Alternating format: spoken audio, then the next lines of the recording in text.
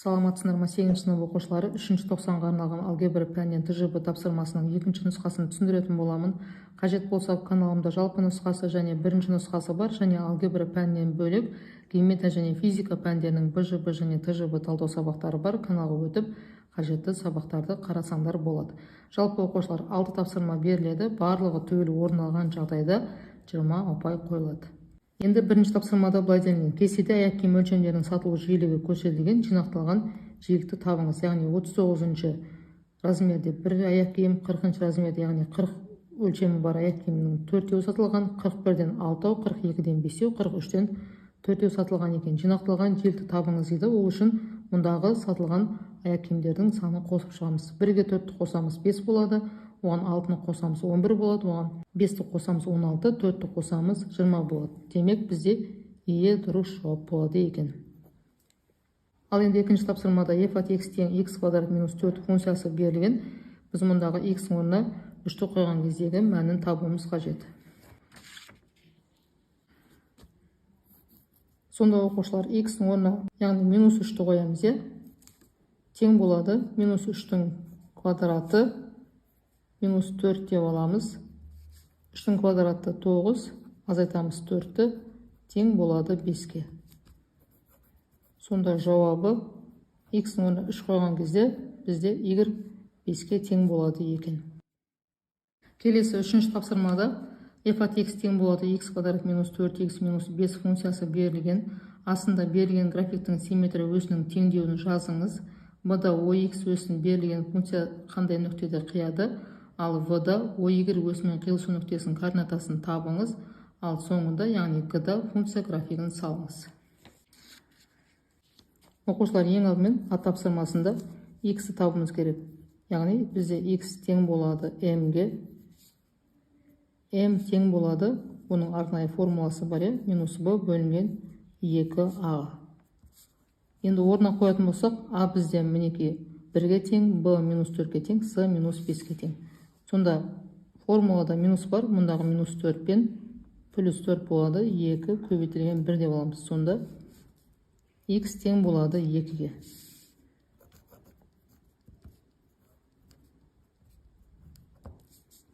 Енді b тапсырмасы бойынша y-ті 0-ге тең деп аламыз. Сонда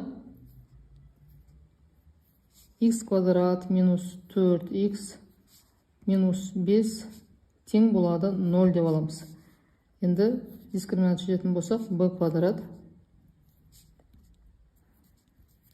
минус 4асы, жаңа айтып өттік, a 1-ге тең, b минус 4-ге тең, c минус 5-ке тең. Сонда минус 4-тің квадраты минус 4, көбейтеміз 1-ді, көбейтеміз минус 5-ті. Минус 4-тің квадраты 16, минус 4, 1, минус 5-ті көбейтетін болсақ 20 болады. 20-ға 16-ны қосамыз, сонда 36 болады. 36 бізде оқушылар 0-ден үлкен, яғни плюс минус 6-ның квадраты. Енді бізде 2 түбір шығады. x1 мен x2-ні табамыз. Минус b плюс минус түбір астында d деп аламыз да, бөлеміз 2a-ға. b мінеки минус 4-ке тең, формулада минус таңбасы бар, сонда 4 болады, плюс минус түбір астында 36. Бөлімінде 2 көбейтілген 1 болады. Енді 4 плюс минус 36, 6 болып шығады, бөлеміз 2-ге. Сонда оқушылар 4-ке қосамыз 6-ны 10 болады, 2-ге бөлеміз 5 болады. Мұнда 4 минус 6 минус 2, 2 бөлеміз минус 1 болады.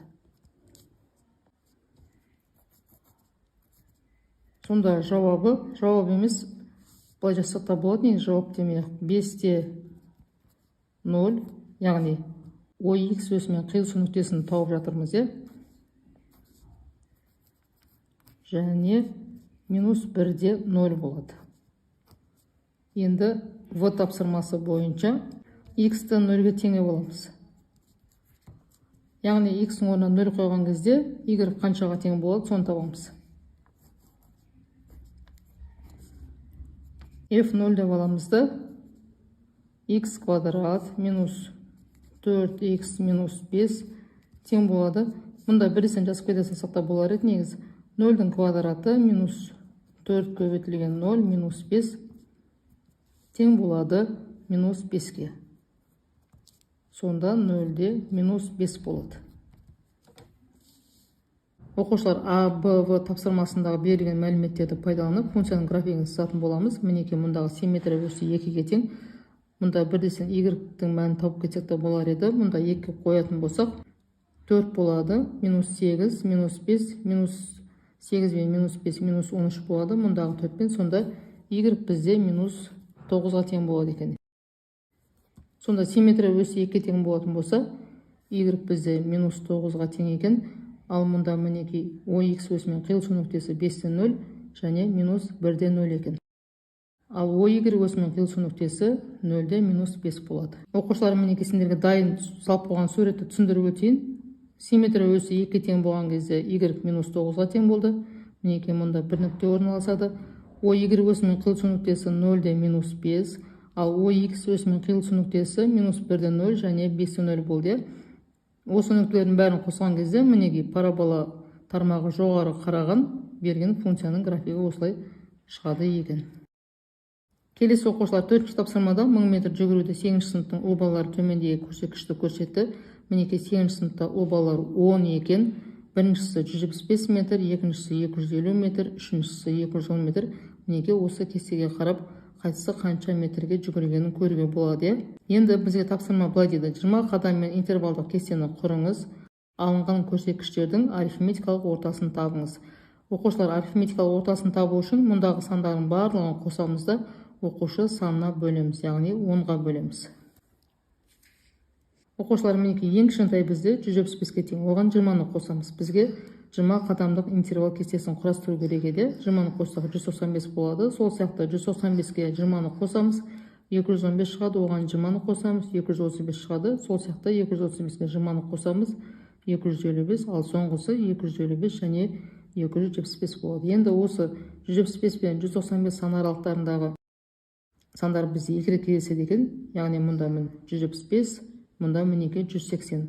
Сол сияқты 195 пен 225 осы сан аралықтарындағы мұндағы сандар екі рет кездеседі. Мұнда да екі рет, мұнда бір рет, мұнда үш рет кездеседі. Барлығын қосқан кезде мінекей 10 деген сан шығу керек. Ал енді оқушылар арифметикалық ортасын табу үшін осы сандардың барлығын қосып шығамыз. Мұндағы сандардың бәрін қосқан кезде 2265 шығады. Оны 10-ға бөлген кезде 226,5 шығады. Сонда арифметикалық ортасы мінекей 226,5-ге тең болады екен. Енді оқушылар 5-ші тапсырмада былай делінген: ара қашықтығы 300 км болатын екі қаланың бірінен екіншісіне екі көлік жүргізуші бір мезгілде шықты. Бірінші туристің жылдамдығы екіншісіне қарағанда 10 км/сағат артық болғандықтан екіншісінен ол 1 сағат ерте келеді. Әр туристің жылдамдығын табыңыз. Оқушылар мінекей есептің берілгені бойынша екі қаланың ара қашықтығы 300 км. Бірінші туристің жылдамдығы екінші туристің жылдамдығына қараған кезде 10 км/сағатқа артық. Бізде екінші туристің жылдамдығы x деп аламыз да, мұнда бірінші туристің жылдамдығын x қосылған 10 деп аламыз. Ал енді оқушылар бірінші туристің жылдамдығы екінші туристің жылдамдығына қараған кезде, яғни 10 км/сағат артық болғандықтан ол 1 сағат ерте келеді екен. Яғни айырмашылығы 1 сағат болып тұр. Жалпы уақытты табу үшін жолды жылдамдыққа бөлеміз. Осы формуланы қолданып теңдеу құрастырамыз. Сонда 300-ді бөлеміз x-ге, яғни екінші туристің жылдамдығына азайтамыз. Бірінші туристің уақытын табайық. X қосылған 10-ға бөлемізді тең айырмашылығы 1 деп аламыз. Енді теңдеу құрастырдық, осыны шешетін боламыз. Ортақ бөлімге келтіреміз.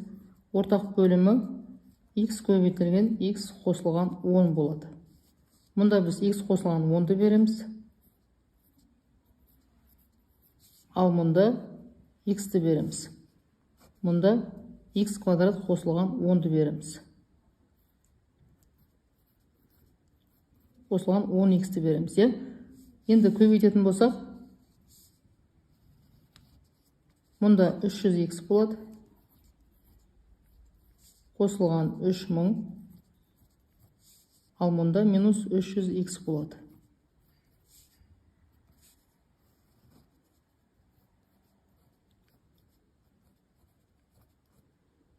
Мұнда көбейтетін болсақ, өзі шығады, х квадрат қосылған 10х шығады. Енді мұндағы екеу қысқарады, 3000 қалады, сонда бізде минус х квадрат минус 10х плюс 3000 тең болады 0 деген теңдеу шығады. Енді оқушылар осыны мұндағы минустан құтылу үшін бөліп жіберсек болады. Сонда х квадрат плюс 10х минус 3000 тең болады 0 деген теңдеу шығады. Енді дискриминант табатын болсақ, b квадрат минус 4ac бізде a 1-ге тең, b 10-ға тең, c минус 3000-ға тең. b-ның квадраты, яғни 10-ның квадраты деп алайық, но бізде оқушылар 1 минус 4 көбейтілген 1 көбейтілген минус 3000. b-ның квадраты 100 болады, мұнда 1200, сонда 12100 болады.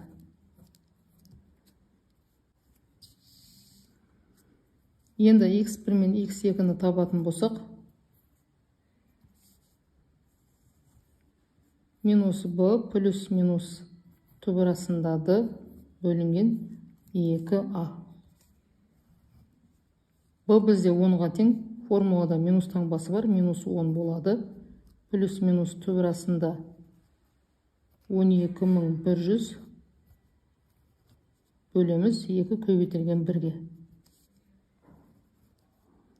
Сонда минус 10 болады, мұнда плюс минус 121 түбірасынан 11 болып шығады, 2 0-дің біреуі шығады. Бөлеміз 2-ге. Минус 10 минус 120 болады, яғни минус 120 бөлеміз 2 минус 60 болады. Минус 10 плюс 110 100 болады, 2 бөлеміз 50 болады. Сонда оқушылар біз минус 60-ты жауапқа алмаймыз, плюс таңбаны аламыз, сонда v1 бізде x қосылған 10 км сағат еді. X 10-ы 50-ді қоямыз, қосамыз 10-ды.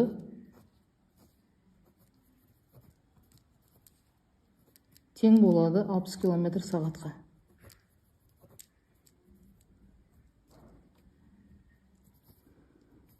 Ал енді v2 бізде x км сағат еді, яғни ол 50 км сағат болады екен. Сонда оқушылар жауабы 60 км сағат және 50 км сағат.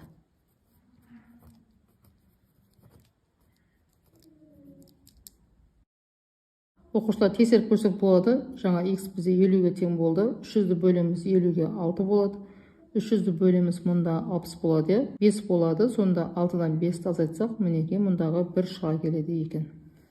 Келесі оқушылар 6-шы тапсырмада жерден жоғары лақтырған доптың жерден биіктігін мына формуламен өрнектейді. Мінеке мына формуламен өрнектеледі. H биіктік метр есебімен, ал t дегеніміз бұл уақыт секунд есебімен. Ал енді А тапсырмасында 3 секунд өткенде доп қандай биіктікте болады. Б тапсырмасында неше секунд өткеннен кейін доп 7 метр биіктікте болады. Ал В-да доптың ең жоғарғы биіктігі қандай? Оқушылар ең алдымен негізгі берілген формуланы жазып алайық. HT тең болады 12t минус 5t квадратқа. Енді А тапсырмасы бойынша t 3-ке тең болған кездегі биіктікті есептейміз. Яғни h, мұнда t-ның орнына 3-ті қоямыз. 12 көбейтілген 3 минус 5 көбейтілген 3-тің квадраты тең болады. Мына екеуін көбейтсек 36, 3-тің квадраты 9, 5-ке көбейтеміз, яғни минус 5-ке көбейтеміз. Минус 45 болады, сонда азайтылады, минус 9 болады. Сонда жауабы оқушылар -9 деп алмаймыз, 9 метр деп аламыз. Енді келесі Б тапсырмасы бойынша биіктігі 7 метр болған кездегі мәнді есептейміз. Яғни 12t минус 5t квадрат тең болады 7-ге. Яғни оқушылар биіктігі 7 метр болған кездегі уақыттың мәнін есептейтін боламыз. Енді минус 5t квадрат қосылған 12t минус 7 тең болады 0 деп аламыз. Мұндағы А бізде минус 5-ке тең, Б 12-ке тең, С минус 7-ге тең. Сонда Б квадрат минус 4АС, Б бізде 12-ке тең, 12-ні квадраттаймыз. 4 көбейтілген минус 5 көбейтеміз минус 7. 12-ның квадраты 144, минус 5, минус 4 плюс 20 болады, минус 7 мен минус 140 болады. Азайтамыз 4 болады.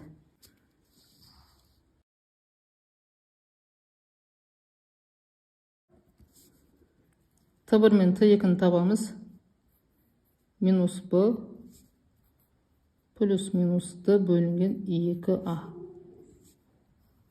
Мұнда Б бізде плюс 12, минус таңба бар екен, минус 12 деп аламыз.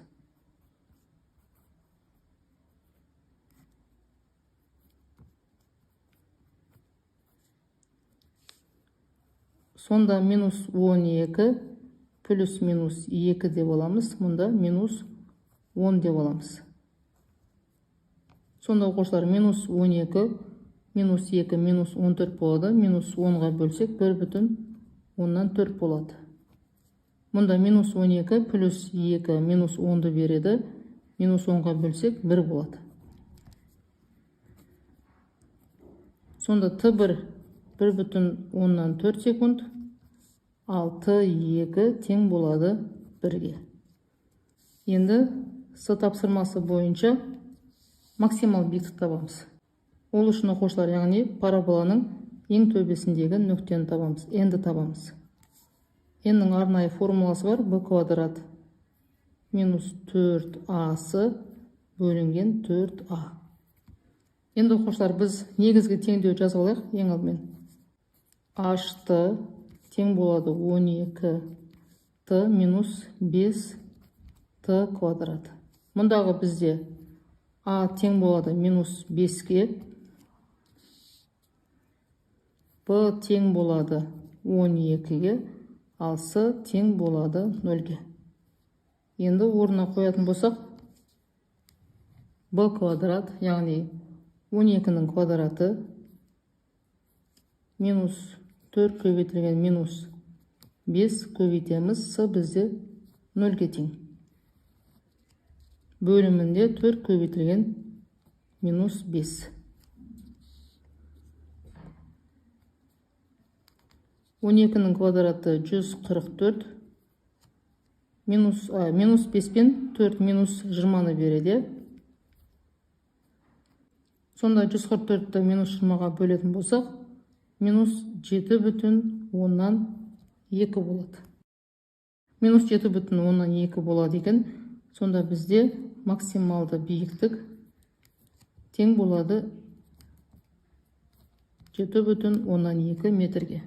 Сонымен оқушылар, өздерің көріп отырғандай 6 тапсырманы толық талдап аяқтадық. Егер түсінбеген сұрақтарың болса, міндетті түрде комментарийға жазып сұрасаңдар болады. Сау болыңдар.